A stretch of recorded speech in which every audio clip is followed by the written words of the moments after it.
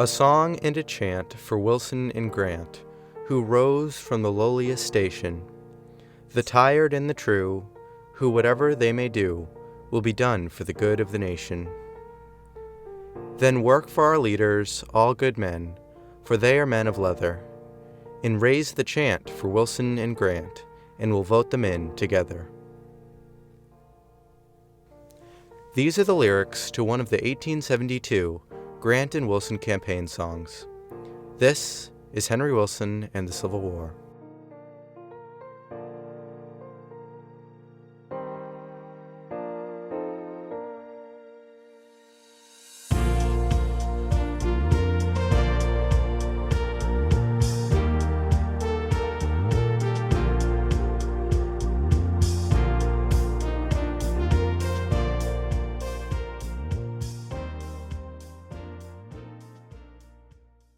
Despite the Republican Party being deeply divided over the Treaty of Santo Domingo, Wilson and Sumner continued to work together to advance equal rights and stop violent racists in the South.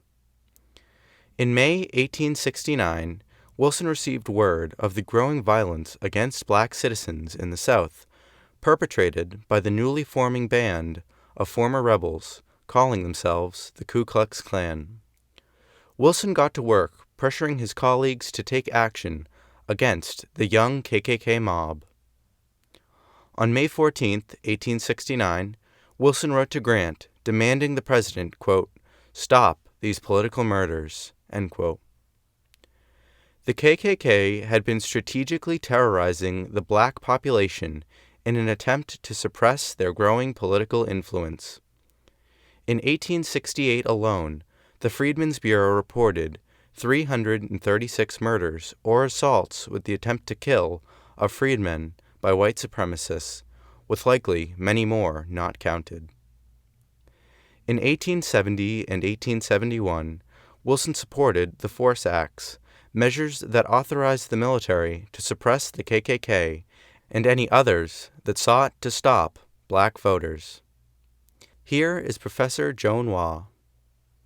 Now, the Force Acts were key in suppressing the Ku Klux Klan, which came into power in the along with many other white supremacist groups in the South, in southern states, especially Mississippi, Louisiana, Arkansas, North and South Carolina, and Georgia. And in any case, he supported and urged the passage of the Force Acts. He authorized military troops to go down and deal with the election outrages that were happening.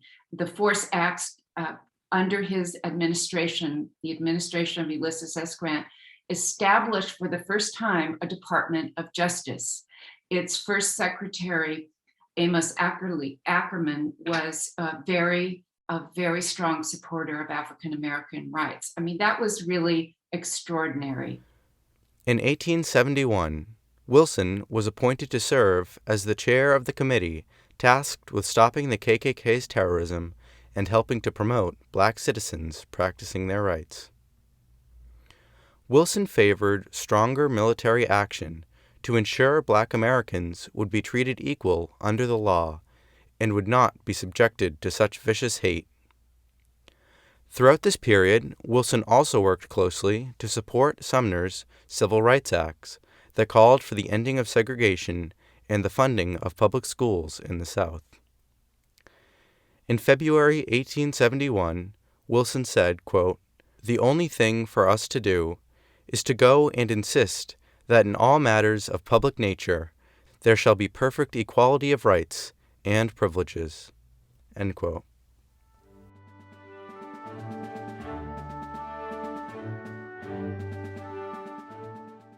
As the Pacific Railroad continued to be a topic of great importance to the busy Congress, Wilson felt that the company building the railroad, Union Pacific, had not been sufficiently supervised by Congress and that some members had been making under-the-table deals with the corporation. After some government supervisors reported that new regulatory legislation was needed to sufficiently ensure the productivity of Union Pacific, Wilson complained that Congress had not met their demand, saying, quote, "I think our business is to take care of the interests of the country and not take care of the interests of the Union Pacific Railroad or the Central Pacific Railroad." End quote. Some accusations began to swirl that some congressmen had been corrupt in their dealings with Union Pacific. But despite feeling that Congress was not acting sufficiently in dealing with building the railroad, Wilson doubted the notion that a significant number of his colleagues had been corrupt. During the bitter arguments between Sumner and Grant through the early months of 1871, men on both sides had been stressed. Sumner had a heart attack, likely brought on by the tense affair, and Wilson's health was no exception.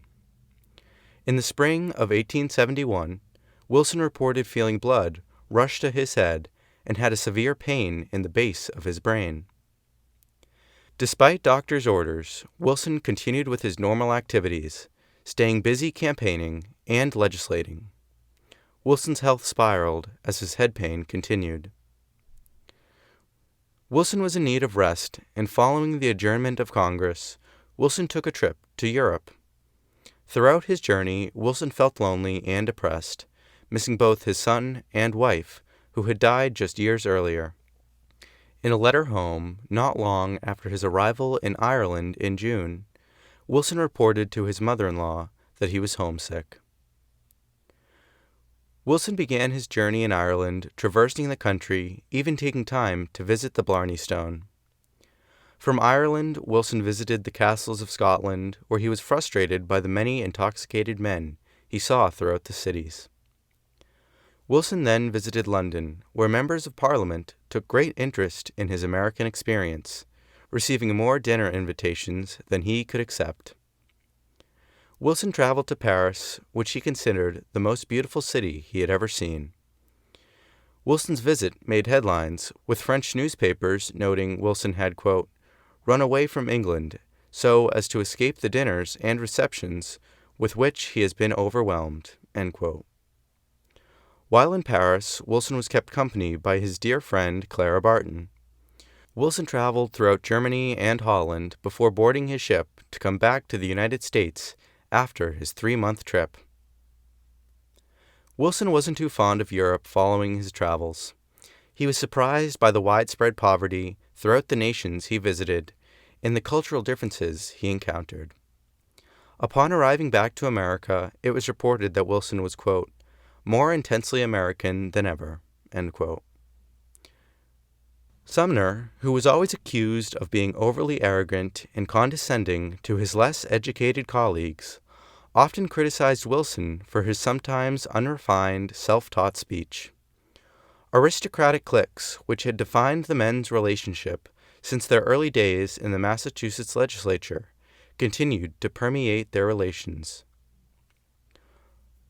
While Wilson was in Europe, Sumner remarked, quote, "Do you think Wilson will murder the King's English when he is in England as he does here?" End quote.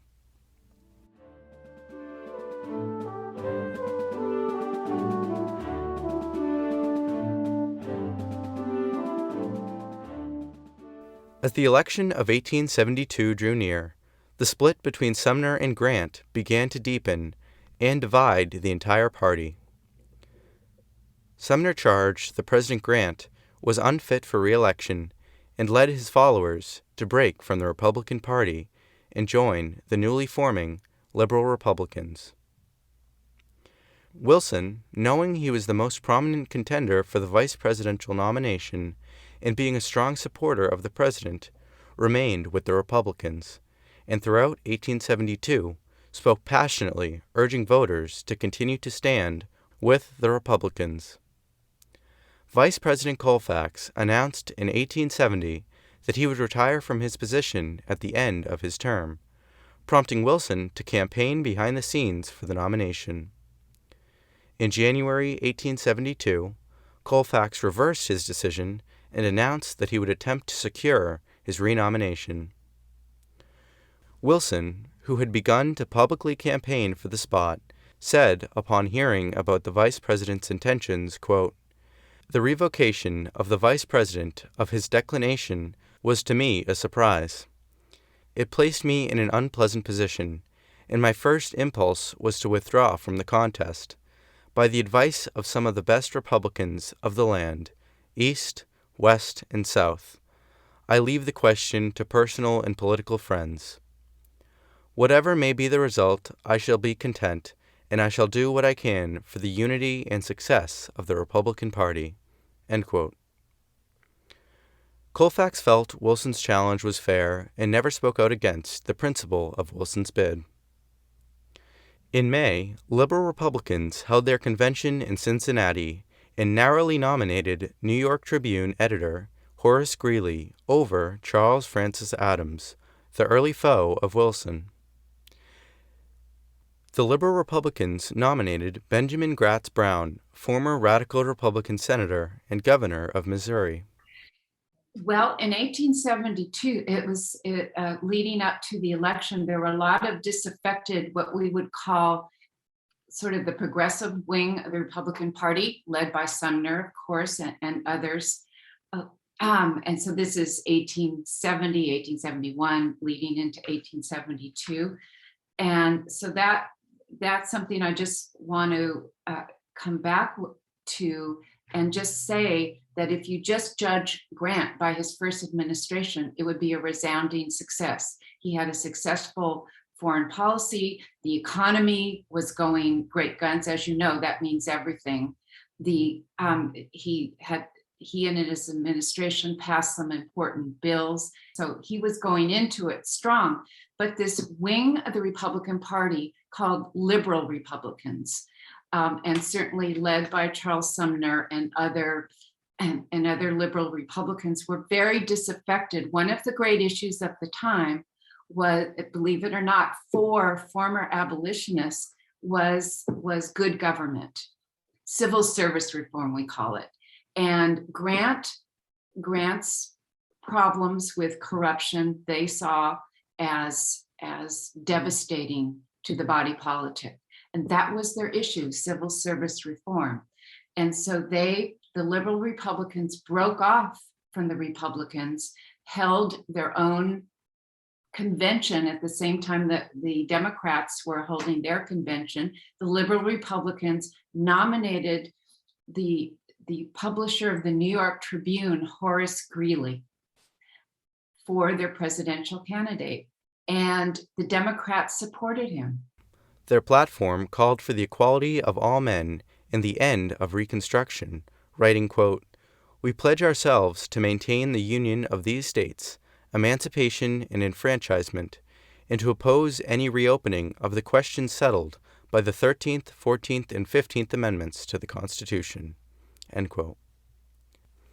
As the Republican convention commenced in Philadelphia, Republican newspapers reported Wilson was unlikely to secure victory, and Colfax would be renominated. The convention began in 1872 in the Academy of Music on June 6th. The hall, a huge and dazzling theater, filled with ornate fixtures and trimmings, was packed with thousands of eager delegates, reporters, and voters. The convention was one of the first to use telegram communications to keep the nation updated to the minute on all of the deliberations and votes. As the convention moved to select a vice president, Wilson's supporters urged the delegates to throw their support behind one of the nation's most admired and stable men. On the first ballot, neither Wilson nor Colfax received the necessary delegates, but the results were neck and neck. Before the tallies could be announced, 3 states petitioned to recast their votes. Virginia, who had thrown their votes towards their governor, John F. Lewis, wanted to recast their ballots for Wilson, while Tennessee, who had voted for Congressman Horace Maynard, sought to cast their votes to Colfax. The chairs called on Virginia, whose votes put Wilson in the lead, securing the vice presidential nomination. Both Wilson and Colfax were in the Capitol when the news was announced. Wilson was informed at his desk in the Senate and was quickly congratulated by his colleagues. Colfax, who had been in the vice president's office, came to the chamber and gave a warm congratulations to his opponent. In addition to nominating Grant and Wilson, the party's platform called for peace, liberty, civil service reform, and the consideration of women's rights. The 19th article of the platform read, quote, Henry Wilson be nominated for the Vice Presidency, known to the whole land from the early days of the great struggle for liberty as an indefatigable laborer in all campaigns and an incorruptible legislator, and a representative man of American institutions, is worthy to associate with our great leader and share the honors which we pledge our best efforts to bestow upon them. End quote. As the convention wrapped up and the proceedings were finalized, the moment was described in the New York Tribune. Quote, it was a scene that no language can describe, nor artist brush placed upon a canvas. The band appeared to catch the prevailing enthusiasm and wave their instruments as though they were flags. Amid the cries of music, music, the band struck up Hail to the Chief. As the majestic strains of the music came floating down from the balcony, a good life-sized equestrian painting of Grant came down as if by magic, filling the entire space of the back scene, and then the enthusiasm knew no bounds. End quote. While Wilson achieved success at the convention, a robust campaign effort was needed to secure victory in the fall. The Democratic Convention nominated the same ticket as liberal Republicans, prompting an uncertain turnout for November.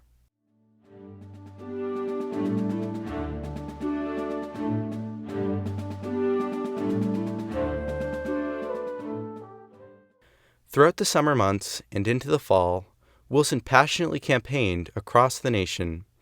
At a time when the president still did not campaign on their own behalf, the vice presidential candidates took on the charge. Campaigning went smoothly as the incredibly well-funded Grant-Wilson campaign exploited Grant's public popularity and military heroism, as well as Wilson's principled leadership. Despite their wide popularity, the Grant campaign was scrutinized over the administration's first-term scandals. Well, first, reality check. There has always been great corruption in the United States government and in business, and the two intermix, even from the very beginning. Let's just talk about Alexander Hamilton, for example, and his issues. But yes, Grant had a lot of scandals because the economy, one of the reasons they were different we look back on them and say, wow, they're huge. All these scandals, it's never happened before. Actually, the Buchanan administration had many scandals. Every administration had scandals, as I said, and I'll focus on Grant. But there was a surge in the economy. The industrial, what we know is the rise of the industrial economy was appearing everywhere after the Civil War. It was energized by the Civil War. It already had roots in the early decades of the 19th century. And the thing is, all these corporations and all the money, the stock market, really just booming. Silver and gold and paper money, all the issues that were part of funding the war were continued to bring some problematical aspects, and his administration was in the middle of it. I mean, one of the things that's interesting is that the country elected a soldier and not a statesman, although he was a statesman in many ways in terms of his experience with early Reconstruction, because he was responsible for implementing Lincoln's Reconstruction policies in great parts of the South. But he wasn't a politician in 1868. He was above all that, and that's why he was elected. In any case, that I'm not trying to get out of answering your question. I'm just saying that there was a naive quality to him when it came to his friends, and this was something that was also true when in his younger days and during the war, where he would trust people and they would turn out to untrustworthy. But in terms of his scandals, I mean, he had there was Black Friday at the beginning of his administration, in which these corrupt financiers tried to corner the gold market, and Grant exposed them, but it was very controversial. There was the Custom House ring that he had, and so many presidents had this problem in the 19th century, certainly in the Gilded Age, where one of the main sources of income for the government were tariffs coming into the biggest port, New York City. So there was the New York ring, and Grant Associates became enriched by that, and the many newspapers, especially Democratic-run newspapers, publicized that. That wasn't a good look. In September 1872, Republicans were again alleged to have had corrupt dealings with the Union Pacific Railroad Company, though these accusations were too vague to hold the public's grip and affect the election. Besides the criticisms of Grant, Wilson faced considerable personal opposition as well. The most common line of attack against Wilson was his previous association with the Know-Nothings in the 1850s. Opponents charged that Wilson was a political opportunist who cared little about the rights or equality of men, as he had stood with the xenophobic Know-Nothings. The Greeley campaign produced a speech allegedly given by Wilson in 1869 that implied Wilson still held Know-Nothing views. The speech was quickly proven to be fake, clearing Wilson of the charges and putting a bad taste in voters' mouths about Greeley's campaign tactics. In a speech in Natick, Wilson rebuked the story and flaunted its inaccuracies. Jewish Americans who had been critical of the Grant administration held mixed views when it came to Wilson. A Democrat rabbi, Isaac Wise, charged Wilson and other radical Republicans with anti-Semitism. Rabbi Wise felt Wilson bore discriminatory and anti-Semitic views, evidenced by his association with the Know-Nothings, and because of an 1860 speech where Wilson anti-Semitically insulted a Jewish Southern congressman, Judah Benjamin. In the 1860 speech, Wilson associated the congressman with, quote, Jew brokers, end quote, and alluded that Benjamin's race had, quote, stoned the prophets and crucified the Redeemer of the world, end quote, a false and anti-Semitic charge that Jews were responsible for the crucifixion of Jesus. Responding to the charges of anti-Semitism, Wilson wrote that in his over 3 decades of public service and speeches, he did not regret any line more than what he had said in 1860. Wilson publicly acknowledged his anti-Semitic words and reaffirmed his solid views of equality for all. While Rabbi Wise criticized Wilson, other rabbis celebrated him for his actions during the war, standing up for Jewish chaplains who were at risk for being prohibited in the military. The campaign also received pushback from aristocrats who scoffed at the worker-oriented ticket. Both Grant and Wilson had fallen on hard times throughout their lives, and both had come from working-class backgrounds. Campaign materials touted Grant as the Galena tanner, a profession he practiced early in his life, and Wilson as the Natick shoemaker. Wilson's campaigning focused on the Republicans' goals and refrained from attacking his liberal Republican colleagues. Horace Greeley proved to be a terrible campaigner, and his decades of passionate writing as the editor of the Tribune proved to be useful against him.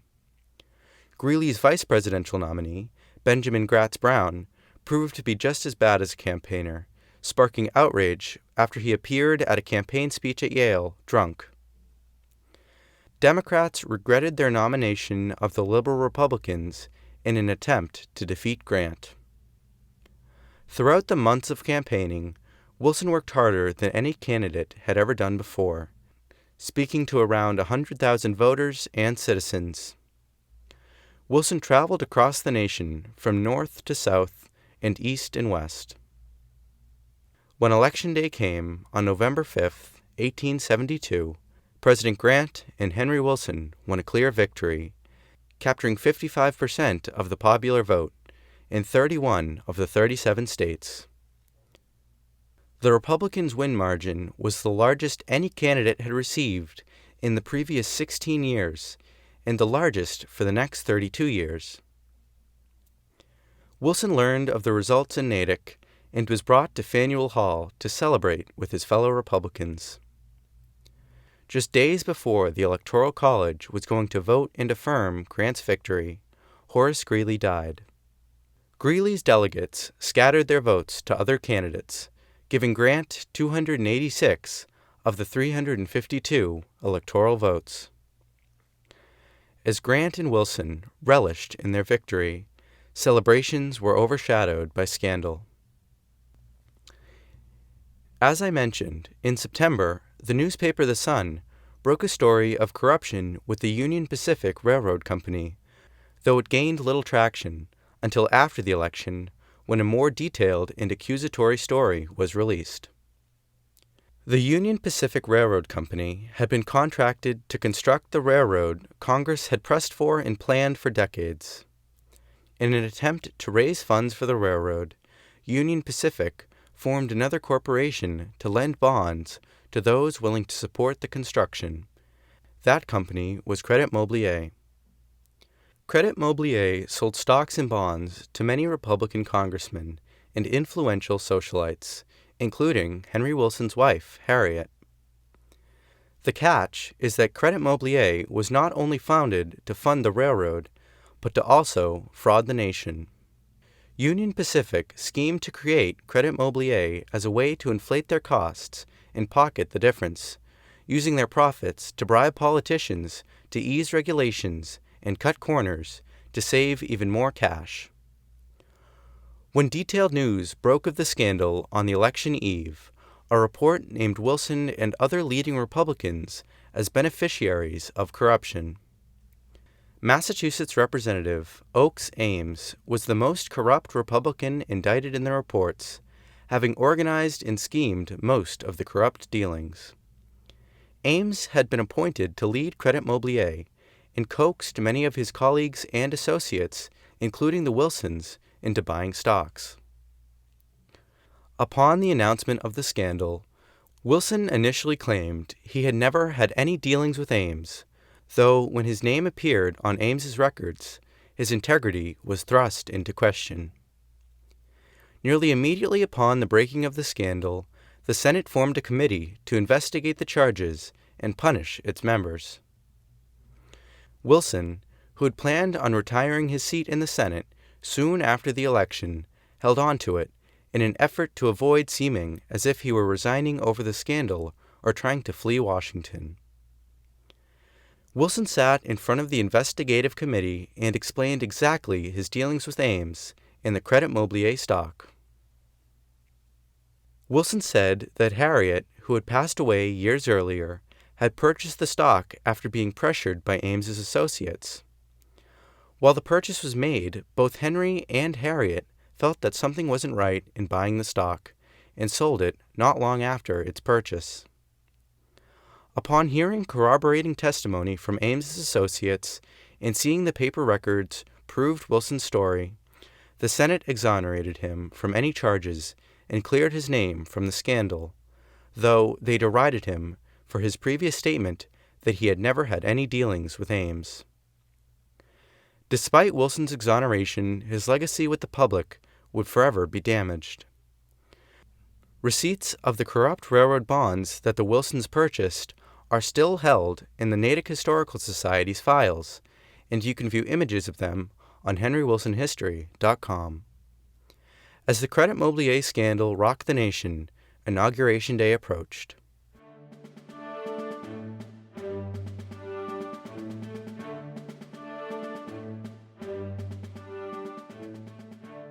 Today we covered the growing terrorism of the KKK and Wilson's attempts to stop it and promote black equality in the South. We discussed Wilson's trip to Europe, the Republican Convention of 1872, and the re-election of Grant and the election of Wilson to the Vice Presidency. We closed on the breakout of the Credit Moblier scandal. Thank you to Professor Joan Waugh for her insight and knowledge on the era. We have just 2 episodes left before we conclude the series. If you've enjoyed today's episode, please leave a review and subscribe or follow on whatever platform you're listening on. Check out HenryWilsonHistory.com for more information and for the Henry Wilson and the Civil War store, where you can purchase stickers and support the show. If you have any questions, please send an email to HenryWilsonPodcast@gmail.com. Thank you for listening, and I look forward to discussing the Vice Presidency of Henry Wilson.